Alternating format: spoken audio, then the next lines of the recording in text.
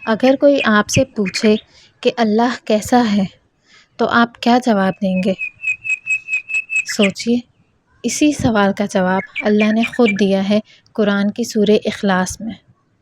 یہ سورہ اخلاص قرآن پاک کی 112ویں سورت ہے۔ اس کو سورہ توحید بھی کہتے ہیں کیونکہ یہ اللہ کی وحدانیت کو بیان کرتی ہے۔ صرف 4 آیتوں والی یہ سورت، لیکن نبی صلی اللہ علیہ وآلہ وسلم نے فرمایا کہ یہ قرآن کا 1/3 حصہ ہے۔ بسم اللہ الرحمن الرحیم۔ قل هو اللہ احد، کہہ دیجئے وہ اللہ ایک ہے۔ قل کا مطلب ہے اے محمد صلی اللہ علیہ وآلہ وسلم کہہ دیجئے۔ هو اللہ احد کا مطلب ہے وہ اللہ واحد ہے، اکیلا ہے، بے مثل ہے۔ یہ آیت شرک کی نفی کرتی ہے اور بتاتی ہے کہ اللہ اپنی ذات اور صفات میں یکتا ہے۔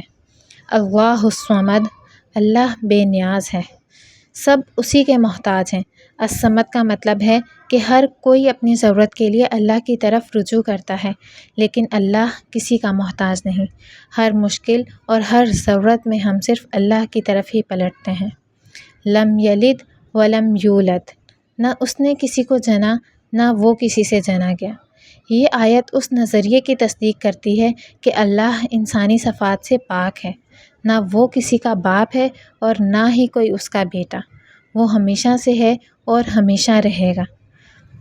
وَلَمْ يَكُنْ لَهُ كُفُوًا أَحَدٌ، اور اس کے برابر کوئی نہیں۔ کوئی بھی اللہ کی قدرت، علم، رحمت اور بزرگی میں اس کے برابر نہیں ہو سکتا۔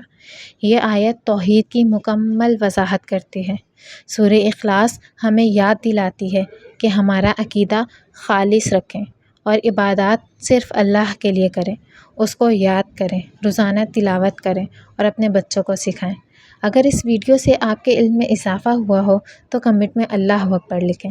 ویڈیو لائک اور چینل کو سبسکرائب کریں تاکہ آپ کو آگے آنے والی صورتوں کی تفسیر بھی ملتی رہے۔